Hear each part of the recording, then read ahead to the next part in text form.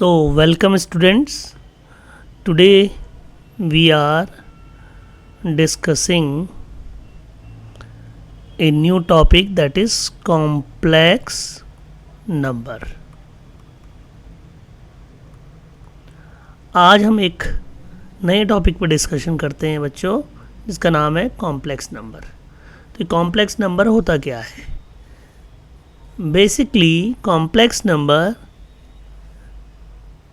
की शुरुआत जो है वो इस इक्वेशन से होती है. अगर आपके पास ये इक्वेशन है x square plus 1 equal to 0.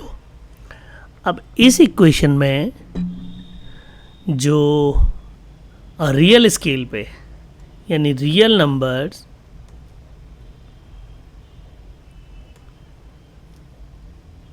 कोई भी ऐसा रियल नंबर नहीं है जो इस इक्वेशन को सेटिस्फाई कर सके, मतलब जिसमें हम इसकी वैल्यू पुट करें और ये 0 हो जाए, क्योंकि एक्स स्क्वायर हमेशा रियल नंबर के केस में ग्रेटर देन और इक्वल टू 0 हो सकता है, माइनस नहीं हो सकता है.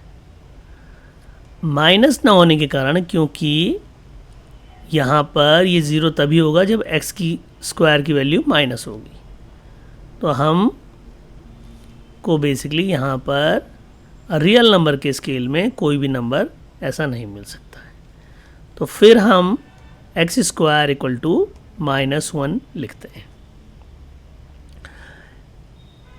अब जैसा आपको पता है कि रियल नंबर के स्केल में है नहीं, तो इसको हमने नाम दिया इमेजिनरी नंबर, यानी कि x की वो वैल्यू जिसका स्क्वायर -1 है. तो हम इसको लिखते हैं x इक्वल टू, ये हो गया √-1. इसको हमने नाम दिया i. क्या नाम दिया? i. सो यहाँ से कॉम्प्लेक्स नंबर की शुरुआत होती है. तो जैसा कि आपको समझ में आया, x इक्वल टू √-1 को हम i कहते हैं, इसलिए x square equal to i square और आई स्क्वायर इक्वल टू हो गया -1. और अब हम यहाँ पर जो इसका सॉल्यूशन है उसको हम लिखेंगे, वो क्या है? x equal to -i. तो इस तरीके से ये जो i है ये कॉम्प्लेक्स नंबर का शुरुआत करती है.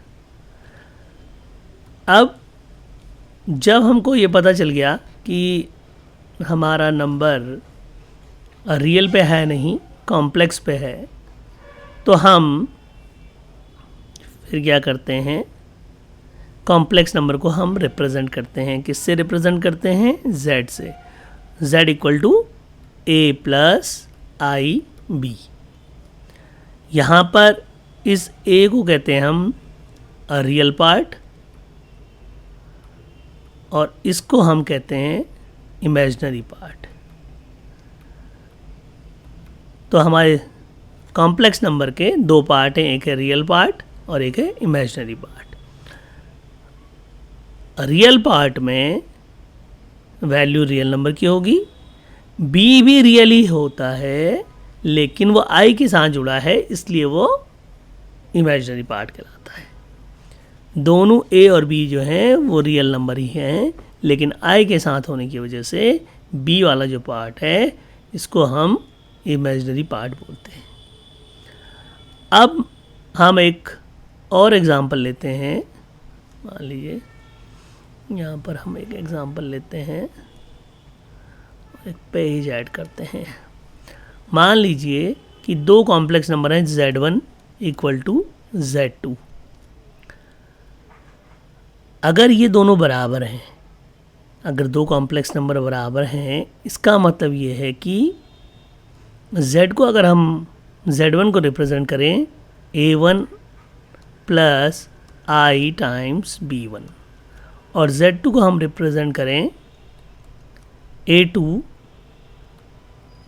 Plus i times b2.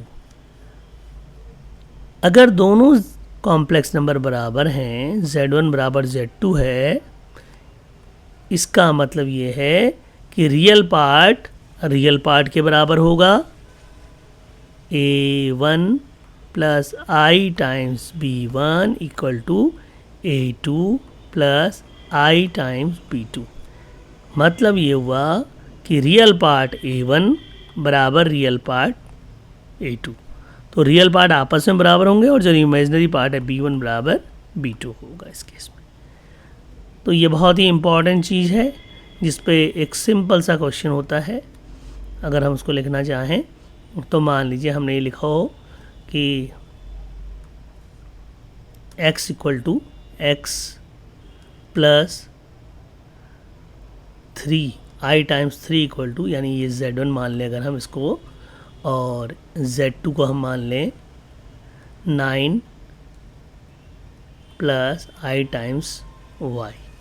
तो आपको यहाँ पर x और y इन दोनों की वैल्यू निकालनी हो और कंडीशन गिवन हो कि z1 बराबर z2 है, तो आप कहेंगे x plus i times 3 equal to 9 plus i Y.